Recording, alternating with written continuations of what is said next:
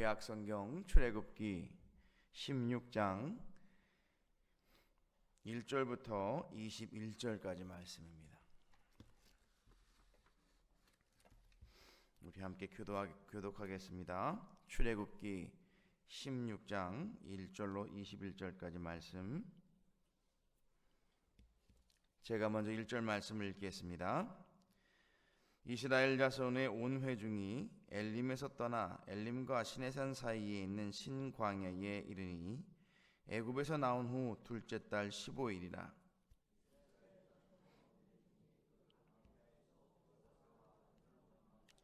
이스라엘 자손이 그들에게 이르되 우리가 애굽 땅에서 고기 가마 곁에 앉아 있던 때와 떡을 배불리 먹던 때에 여호와의 손에 죽었더라면 좋았을 것을 너희가 이 광야로 우리를 인도해 내어 이 온 회중이 줄여 죽게 하는도다.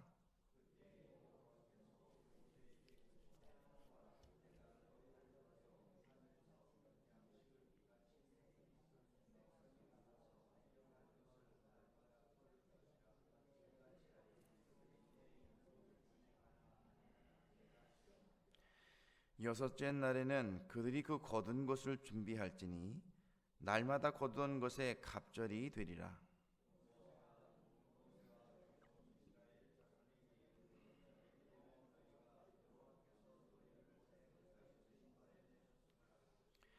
아침에는 너희가 여호와의 영광을 보리니 이는 여호와께서 너희가 자기를 향하여 원망함을 들으셨습니다. 우리가 누구이기에 너희가 우리에게 대하여 원망하느냐?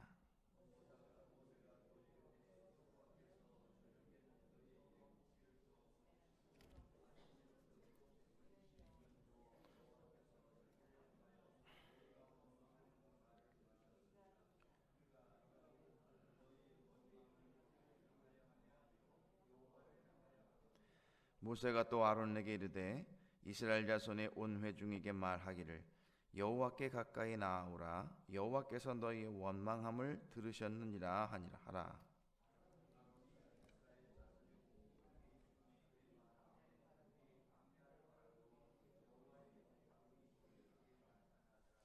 여호와께서 모세에게 말씀하여 이르시되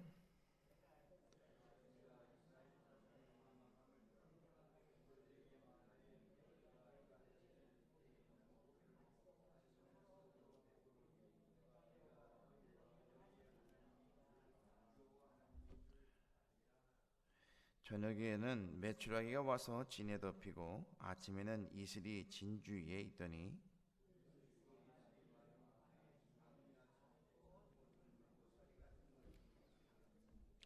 이스라엘 자손이 보고 그것이 무엇인지 알지 못하여 서로 이르되 이것이 무엇이냐 하니 모세가 그들에게 이르되 이는 여호와께서 너희에게 주어 먹게 하신 양식이라.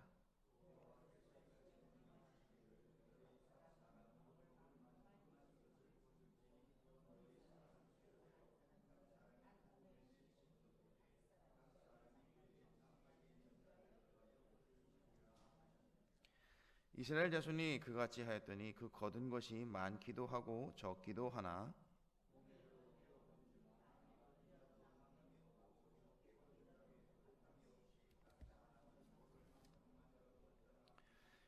모세가 그들에게 이르기를 아무든지 아침까지 그것을 남겨두지 말라 하였으나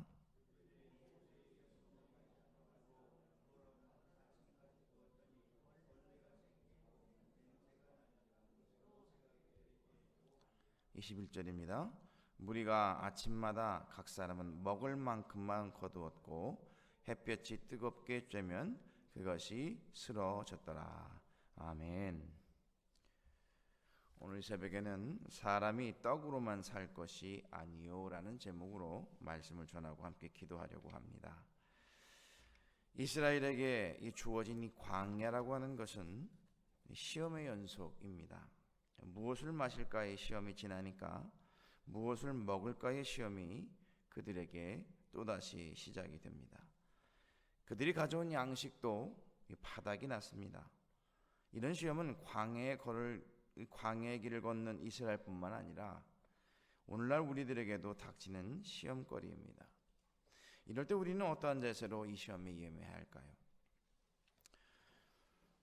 오늘 이 출애굽기 기자는 이렇게 말합니다. 원망을 멈추고 기다리는 자세가 되어야 할 것이라고 말씀하고 있습니다.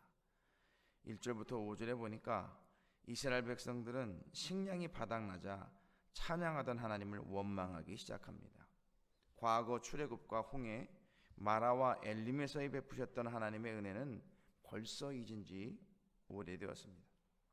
그리고 모든 역사를 비난하고 모세와 아론을 원망하고 있습니다.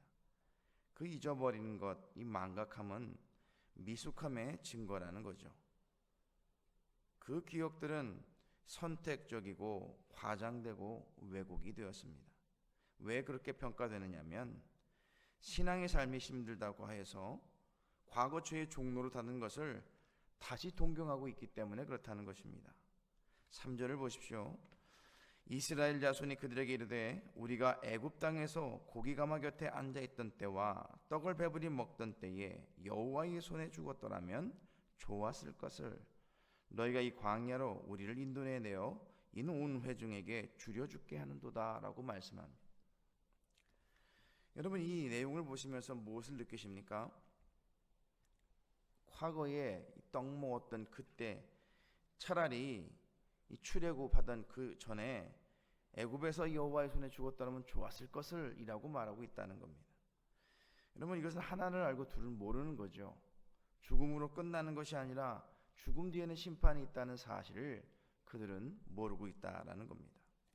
자, 그런데 이때 하나님께서 모세에게 말씀하십니다. 4절에 보니까 그때 여호와께서 이르시되 보라 내가 너희를 위하여 하늘에서 양식을 비같이 내리니 백성이 나가서 일용할 것을 날마다 거둘 것이라.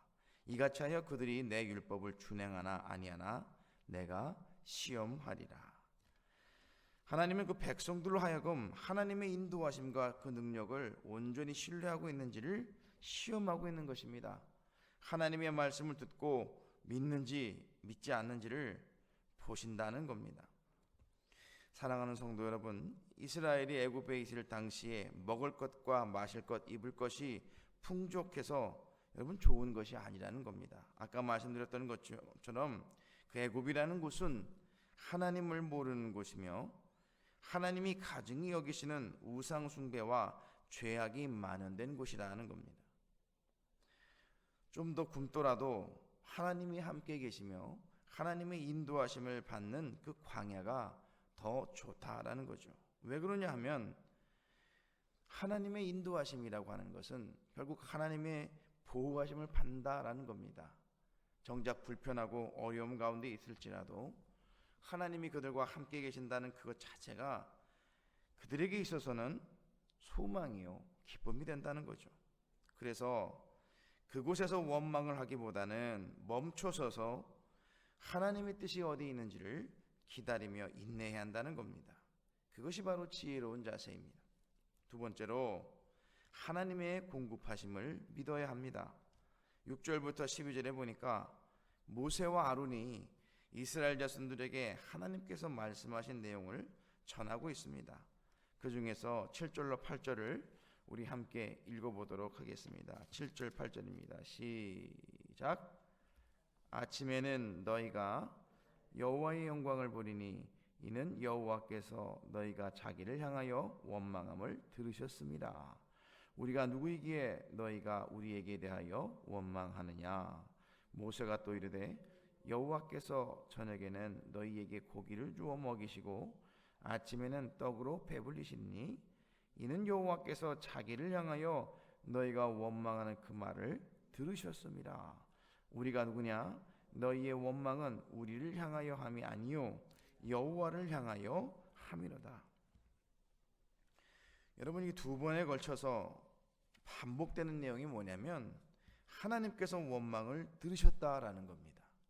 근데 그 원망함을 들으시고 진노하지 않으셨고 모세와 아론을 향하여서 은혜를 베푸시겠다고 말씀하고 있는데 무엇을 행하셨는고 하면 이 메추라기와 만나를 내려주셨다라는 겁니다. 이는 이스라엘의 바램대로 하시는 그 하루의 분량만큼을 주시고 여섯째 날은 안식일을 위해서 2배를 걷게 하셨다라는 거죠. 이 안식일에는 안식일 그 당일날에는 걷게 하지 않으셨다라는 겁니다. 이스라엘에게 주신 이런 광야의 시험은 누구에게도 있었는가 하면 하나님의 아들이신 예수님께서도 그와 같은 시험이 있으셨다는 겁니다. 극한 굶주림 속에서도 예수님은 깊은 신뢰로 하나님 아버지의 돌보심과 인도하심을 믿으셨습니다. 그래서 사람이 떡으로만 사는 존재가 아님을 굳게 하셨다는 겁니다. 그러므로 우리는 언제나 이 극한 상황 속에서도 하나님의 이 공급하심, 인도하심을 잊어서는 안 되는 것입니다.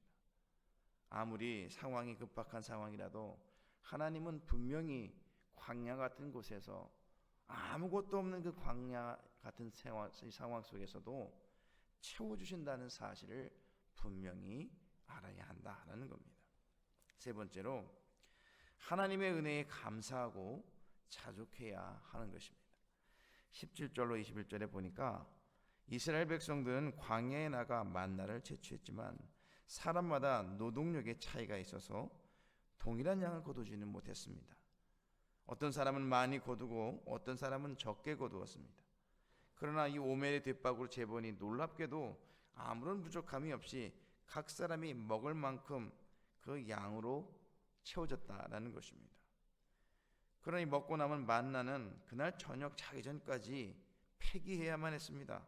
왜냐하면 아침까지 남겨두면 썩어서 벌레가 생기고 냄새가 났기 때문입니다. 근데 많은 사람들이 그것을 생각하지 않습니다. 더 많은 것을 가지려고 또 이 안식일 당일날에도 만나를 거두려고 하고 그런 욕심이 그들 가운데 있기에 모세는 그들에게 하나님의 말씀을 들으라고 하며 분노하였다는 것입니다. 여러분, 이 말씀을 보며 생각할 수 있는 게 무엇입니까? 사람은 떡으로만 사는 것이 아님을 분명히 하고 있습니다. 물론 사람은 먹어야만 합니다. 먹지 않으면 죽죠. 그러나 그 죽음의 길에 이르도록 하시며 하나님께서 살리도록 하시는 그 능력은 하나님께 있다는 사실을 분명히 알아야 한다는 겁니다. 하나님께서 아무것도 없는 이 광야 가운데서 고기와 만나를 주셨습니다. 이 고기와 만나는 인간이 힘에서 얻어줄 수 있는 것이 아니라는 사실을 분명히 알아야 합니다. 하나님이 그 생명을 지켜주시기 위해 하늘로부터 만나와 메추라기를 주셨다는 사실을 우리가 분명히 알 때에 우리는 이것을 알아야 합니다. 욕심을 가질 이유가 없다는 겁니다. 하루하루의 삶 가운데에 주어진 하나님의 은혜는 그것으로 충족하다는 거죠. 더 많이 가지려고 더 많이 채우려고 하는 우리들의 욕심 가운데에 하나님의 은혜는 분명히 우리에게 말씀하고 있다는 겁니다. 내 은혜가 너희에게 족한 줄로 알라고 말씀하고 있는 것입니다. 결국 우리는 하나님이 주신 은혜 가운데 살아갈 수밖에 없는 존재입니다. 그 은혜는 인간의 욕심, 인간의 이 마음속에 채워져야 될 그 가운데에 충족함을 알아야 하는 겁니다. 우리가 그래서 주기도문 가운데에 고백하기를 일용할 양식을 주시옵고 라고 고백하고 있지 않습니까? 하루하루 살아가는 인생, 하나님의 은혜로 살아가는 인생임을 분명히 할 때에 우리는 우리의 주관과 욕심대로 살아서는 안 될 것입니다. 바라기는 생명의 주관자이신 이 하나님을 온전히 믿으며 사시는 저와 여러분이 되시기를 예수님의 이름으로 축원합니다. 기도하겠습니다.